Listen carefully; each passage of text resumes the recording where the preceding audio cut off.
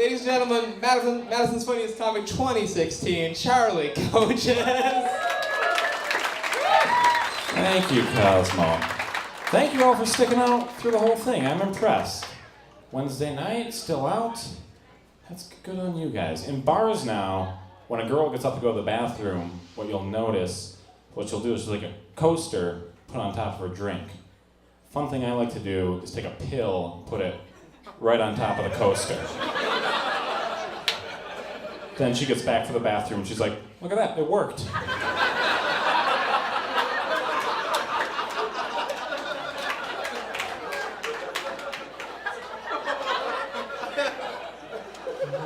Seem like a good, yeah, we're gonna have fun. No, I could tell you guys are gonna make a crowd. I'm an optimistic guy. Like when I get invited anywhere, I'll just bring a swimsuit. Just, you never know, right? Nobody said this wasn't a pool party. That's my mentality in life. Now here's an example. A few years back, I found a bulge on the right side of my waistline. And I'm the opposite of a hypochondriac because my reaction was to just go, I bet everybody's shaped like that. Bet we all just have bulges we're not talking about. And then a few weeks went by and I decided I'm just gonna check with my doctor, make sure that he's also shaped like that. That feels responsible. So I called, I scheduled a physical, and I went in and up top the doctor asked me if I had any concerns. And I told him no. Because I had been to physicals before, and I know they make you take your pants off regardless. So I didn't want to tease it. That felt like an awkward move, to be like, oh, got something good coming up, but let's wait until the second half. That's when this thing's really gonna get going. So eventually we got to that point, I took my pants off very casually. I was like, by the way, there's like an asymmetry going on down here. What do you think that's about? My doctor went, yeah, you have a hernia. Like, really obviously. You didn't need to see a doctor to find that out.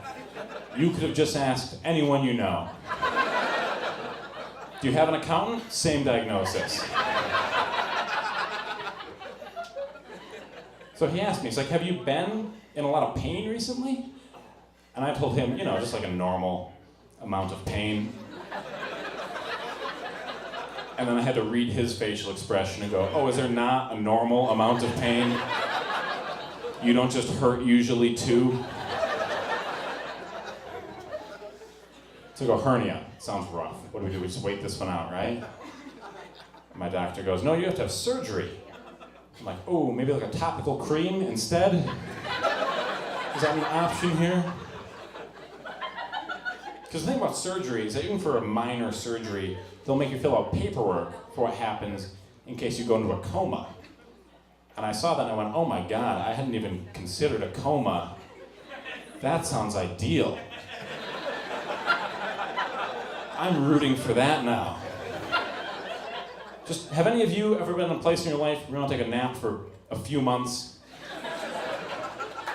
Yeah, know that when you wake up there'll be balloons.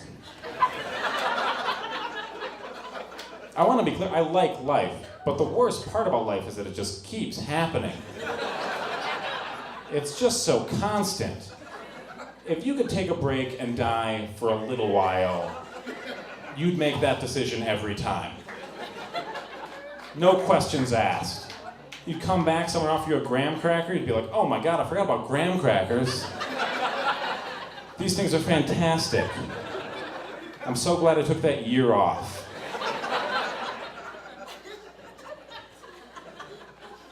I'm not actually worried about dying.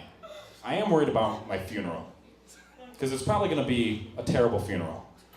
I've never been to one and gone, they nailed it. I gotta get their guy.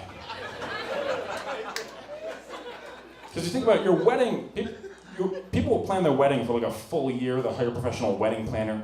Your funeral gets thrown together, that brief window when people are still sad, and all the creative decisions get left up to a guy whose life choice was funeral home director.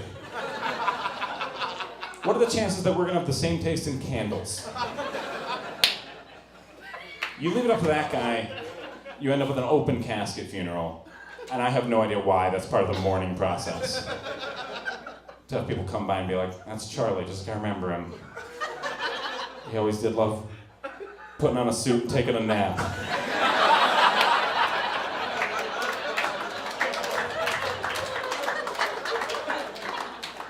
I realize you can put that kind of thing in your will, but I just keep putting mine off. I only work well on deadlines, and my doctor just refuses to guess. He's very focused on the hernia aspect of things. I'm like, let's go big picture. When is this all going to be over? My current will is just a note that says, see Paul Newman's will. That means that if I died, that's not the worst thing to happen to my family that week. It's them finding out that they have to start a sauce company in my legacy with nothing but the $1,500 I left them and a picture of me near some herbs and my marinara recipe, which just says ragu plus butter. All right, that's gonna be it for me, you guys. Thank you for coming out tonight. Keep coming out to Madison Comedy Week shows, folks.